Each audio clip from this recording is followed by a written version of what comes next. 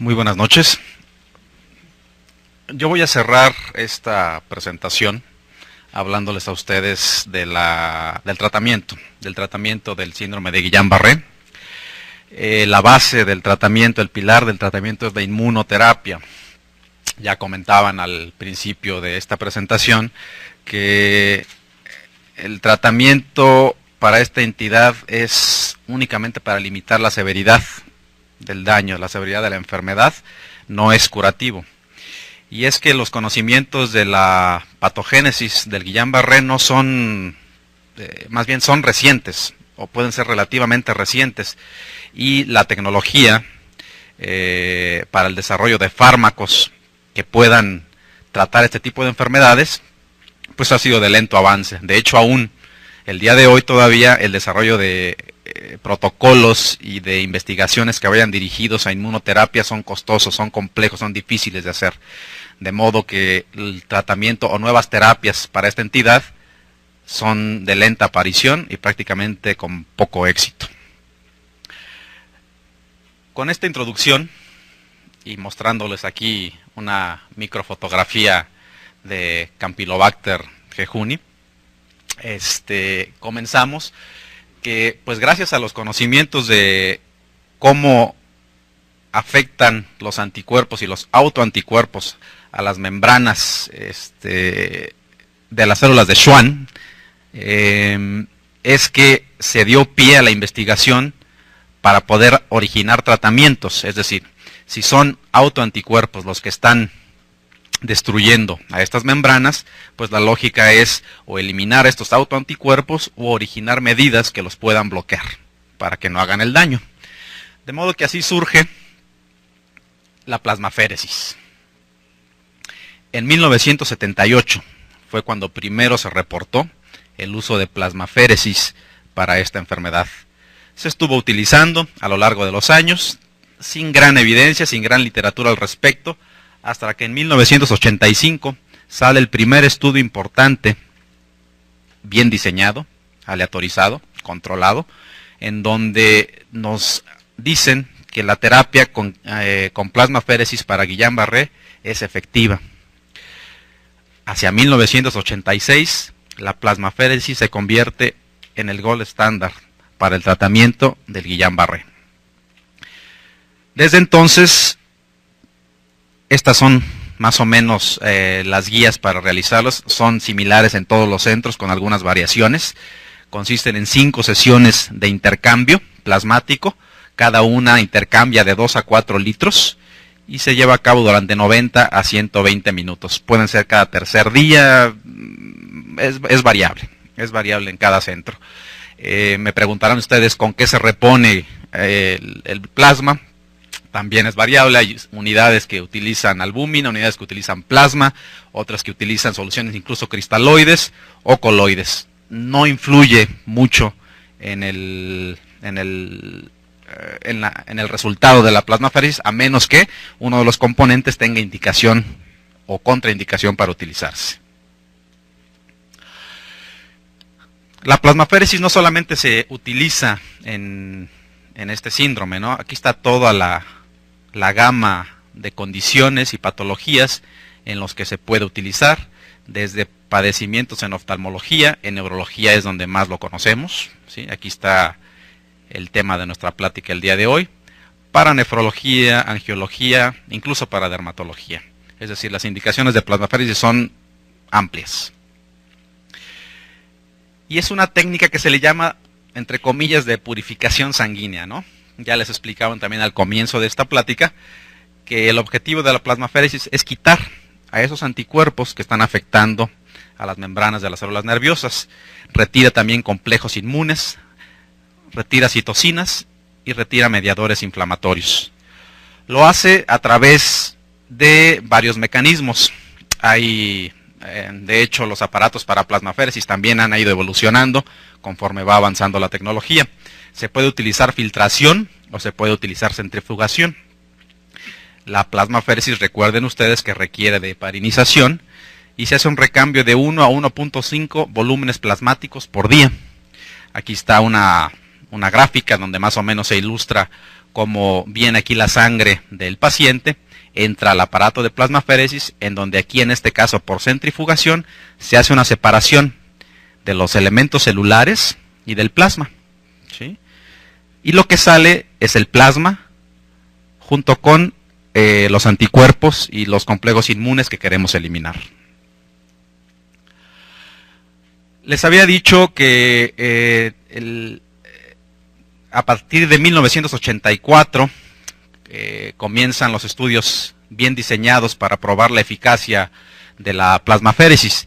Esto es una revisión Cochrane, en donde nos muestran el análisis, en este caso de 5 estudios, que van desde 1984 hasta 1997, en donde comparan a la plasmaféresis con únicamente el tratamiento de soporte que se daba hasta antes de la instauración de la inmunoterapia en el tratamiento de estos pacientes. Me refiero a ventilación mecánica, posiblemente esteroides que se usaban desde antes, antibióticos y demás.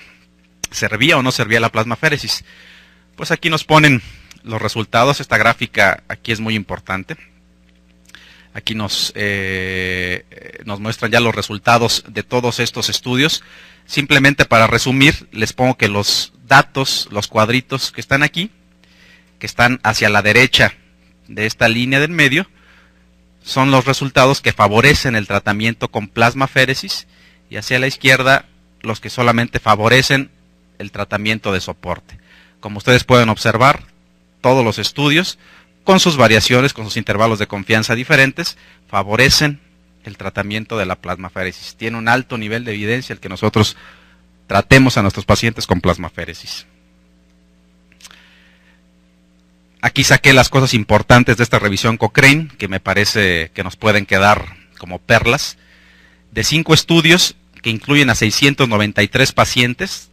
Estos estudios fueron aleatorizados, pero hay que tener en cuenta que no estaban cegados. Observamos que la plasmaféresis reduce la proporción de pacientes que necesitan ventilación mecánica de un 27% a un 14%, con un riesgo relativo de 0.53, esto es bueno, y una P menor a 0.01, ¿sí? Altamente significativo estadísticamente hablando. Los intervalos de confianza aquí los pongo. 2 estudios muestran que reduce el tiempo de recuperación para caminar con ayuda. 30 días en comparación con 44 días de aquellos que no son sometidos a plasmaféresis. La P también de estos estudios es de 0.01. 4 estudios con 585 participantes presentan mejoría en 0.89 grados en 4 semanas posteriores al tratamiento. ¿A qué se refiere esto de 0.89 grados? En el segmento anterior les presentaron la escala de Hughes, que va de 0 a 6. Bueno, pues esto de 0.8 es de la unidad en cada grado de la escala de Hughes, ¿no? Es decir, no se alcanza a lo mejor un grado de recuperación, pero hasta ahorita esto es lo que da el tratamiento, ¿sí? Hasta lo que tenemos en la actualidad. 4 estudios con 204 participantes observan que la plasmaféresis incrementa la proporción de pacientes que recuperan la fuerza completamente, a un año, de 55 a un 68%. Les puse aquí otra vez la escala de Hughes precisamente por la diapositiva anterior, en donde mostraba un incremento en recuperación de 0.89 grados. Cada uno de estos es un grado, ¿sí? Usualmente nuestros pacientes están en 5 porque requieren ventilación mecánica, o algunos incluso en 4, ¿no? Que ya empiezan a presentar algunas de las complicaciones porque están confinados a cama y no pueden caminar. Esos estudios, nos mencionaba el doctor Ramírez que esta clasificación, esta escala de Hughes, nos servía para clasificar, para estratificar a los pacientes, pero también nos sirve porque es en base a esta escala que se diseñan los estudios para observar mejoría en alguno de los grados, ¿sí? Es decir, si alguno de los estudios nos muestra que nuestro paciente que está en un grado 5, en un grado 4, lo podemos pasar a un grado hacia abajo, eso ya es mejoría, por lo menos hasta ahorita.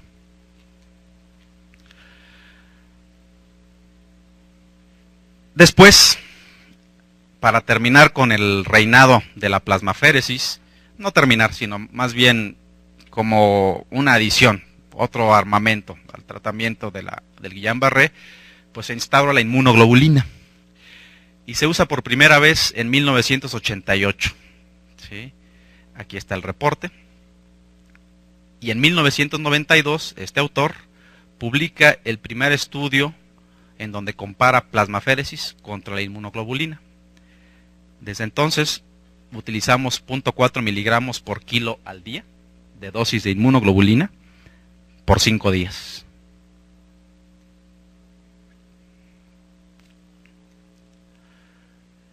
Y así es como trabaja. A grandes rasgos, las acciones de la inmunoglobulina son multifactoriales.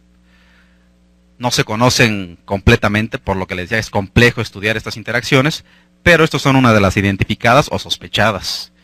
Bloquea los receptores Fc. Recuerden que estos receptores están en los macrófagos y son los encargados de hacer las presentaciones antígeno-anticuerpo.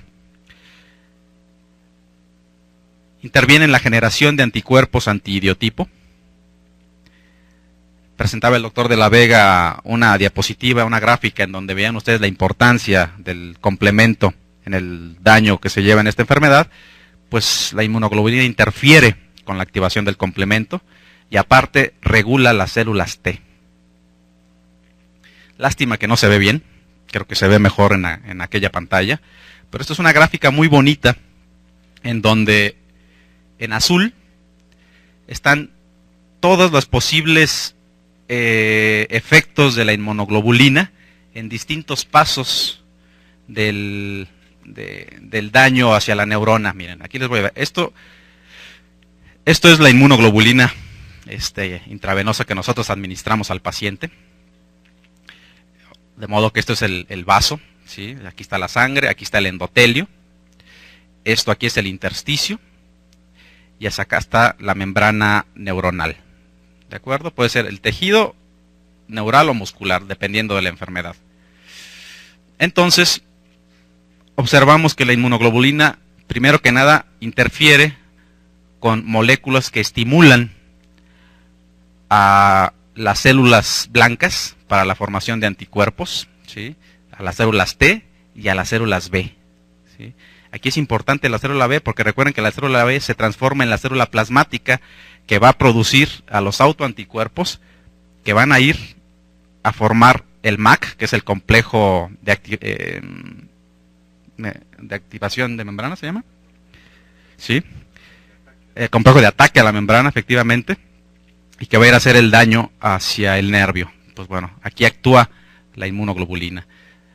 Actúa también acá en la modulación de la producción de anticuerpos, neutralización de autoanticuerpos, antidiotipo y en todas estas enfermedades.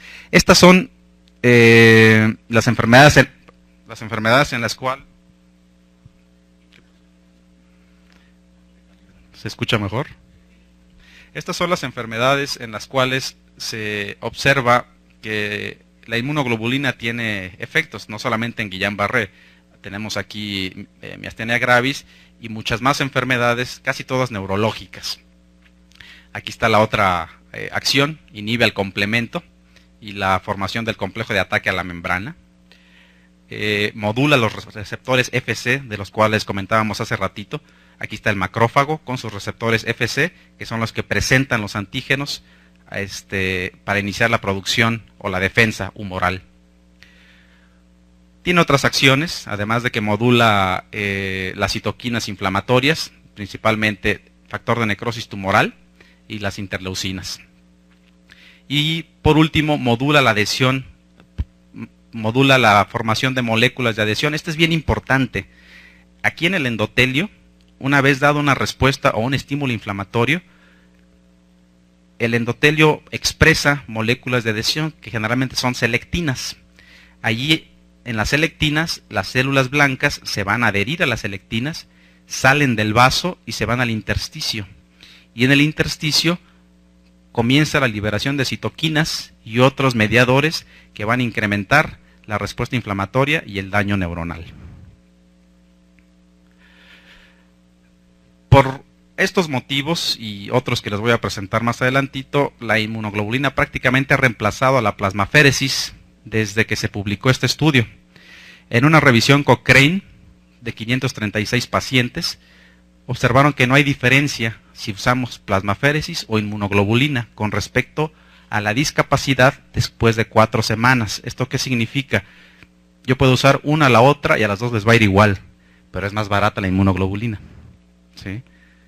Requiere menos logística también, de modo que por eso es la de elección. Y aquí está esta diapositiva en donde muestra lo que les comento en la diapositiva anterior.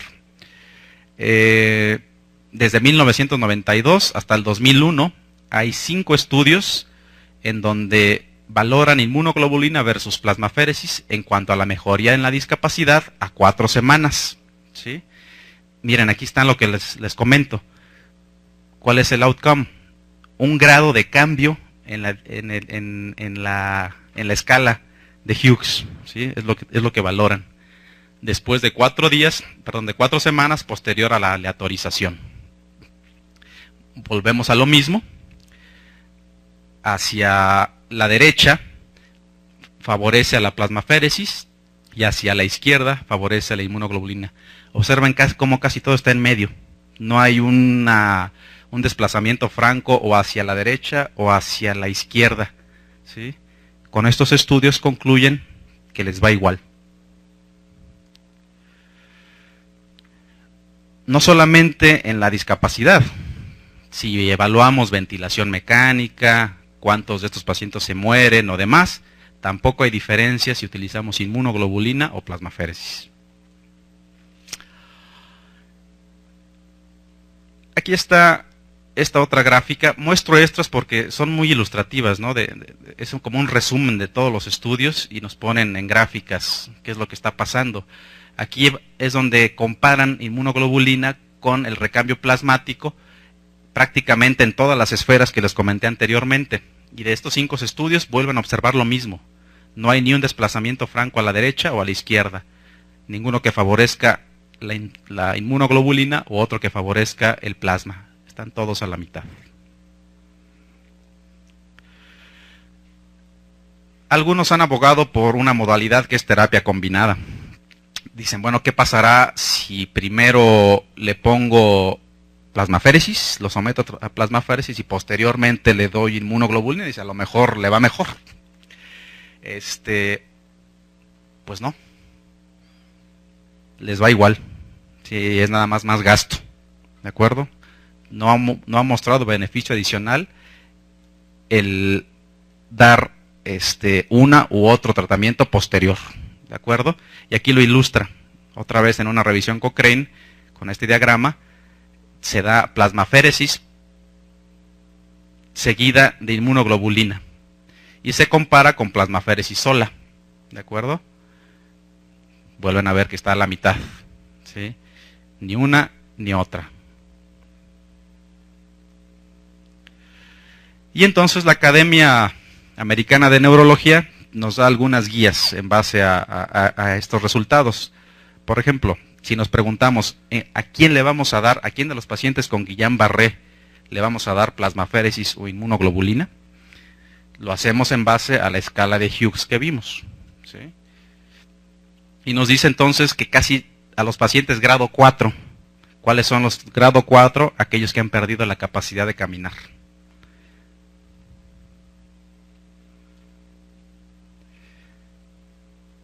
Y ustedes me dicen, ¿le puedo dar inmunoterapia a un paciente que todavía puede caminar?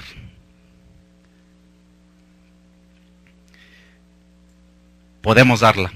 La plasmaféresis en estos pacientes parece que puede mejorar la evolución de la discapacidad en estos pacientes. Sin embargo, la inmunoglobulina, aunque puede utilizarse, pero no tenemos evidencia de que sea efectiva en esta población.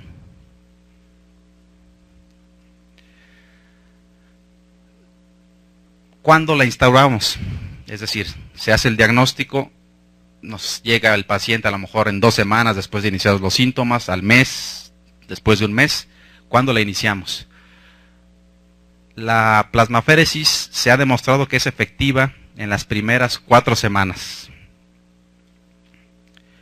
La inmunoglobulina, aunque podemos administrarlo también en las primeras 4 semanas, la mayor cantidad de la literatura ronda en que es efectiva en las primeras 2 semanas.